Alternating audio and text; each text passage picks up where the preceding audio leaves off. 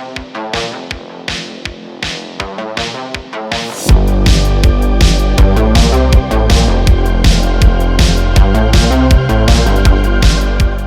and welcome to Diecast Restos.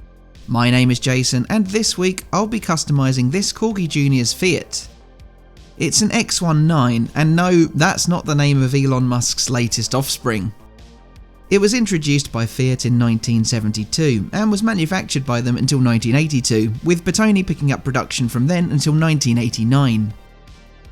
This CORGI Junior's model is yet another kindly sent over to me by long-time channel Patreon member Tony. My thanks as ever to him. I wanted an excuse to use some bright greens in this custom build, knowing that Fiat adopted this on factory X19s. I also wanted to replicate the 3-spoke wheels the car could be found with. This Creative 164 set was the closest that I could find. The X19 was based on a concept car designed by Bertone, the Autobianchi A112 Runabout. Although it was named for the Autobianchi Super Mini, it was powered by a brand new Fiat 128 single overhead cam engine. The Runabout had a distinctive wedge shape and took styling cues from powerboat design. It had C-pillar or rollover bar mounted headlights and a small wind deflector. The Marcelo Gandini designed concept was actually produced by CORGI for their regular line and the Juniors line from 1972, named the Bertone Runabout Barchetta. Gandini designed the production X19, which retained the sharp styling of the Runabout, though its headlamps were repositioned as pop-ups instead. With a more conventional windscreen, it had a removable targa top roof, which could be stowed under the front hood. It was introduced in 1972 to replace the Fiat 850 Spider. Its monocoque body was produced at Bertone's factory before its final assembly at Fiat.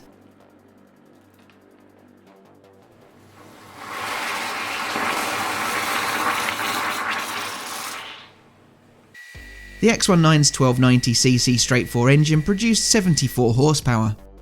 Unlike the front-engined, front-wheel drive 128 the engine was intended for, it was transversely mid-mounted in the X19, driving the rear wheels.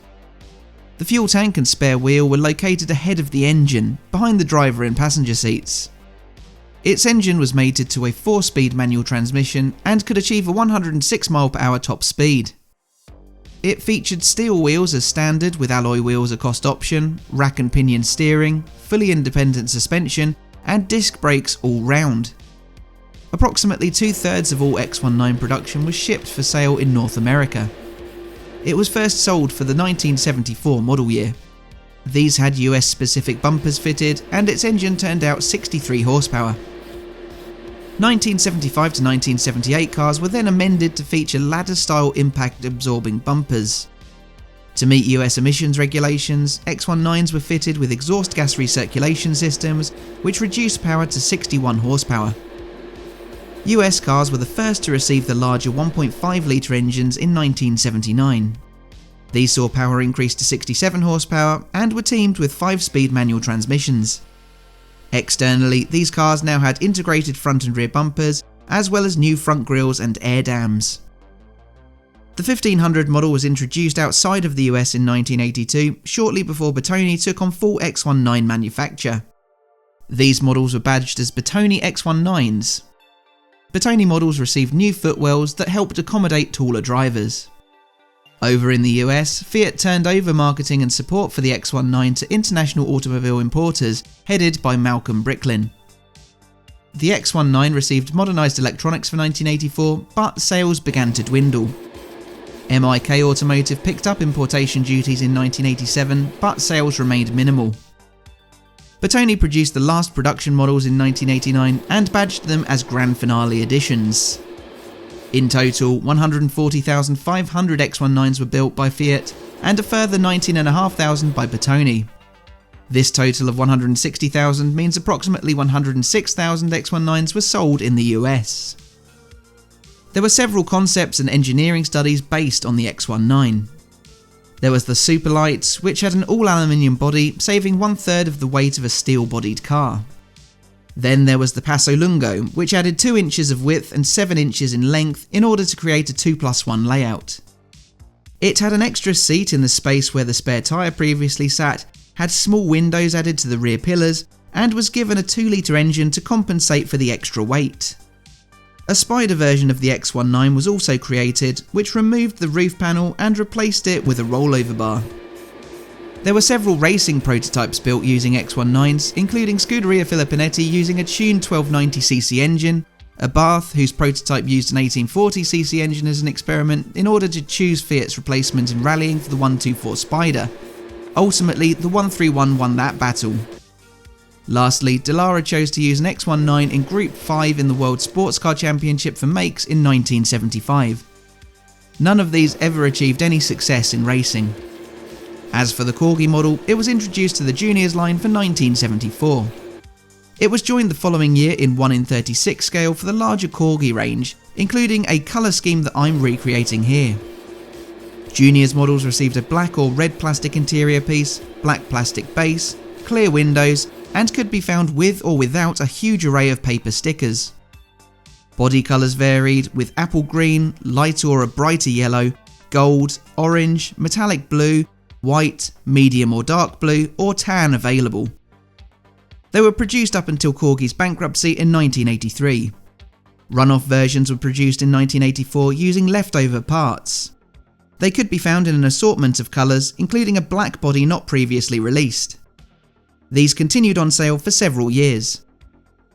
Right, let's now finalise the detailing on this custom build.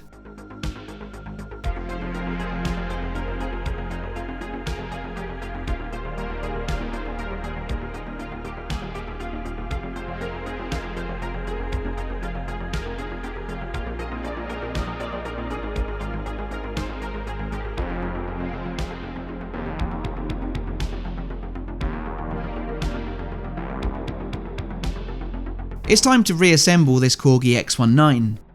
I lay in the polished canopy piece first and follow that up with the main interior piece, which incorporates the interior seating, rear engine cover and front bumper. The engine is a separate, almost completely concealed part. Then it's just a case of fitting the base, which is riveted at the front and connected at the back using the rear bumper assembly.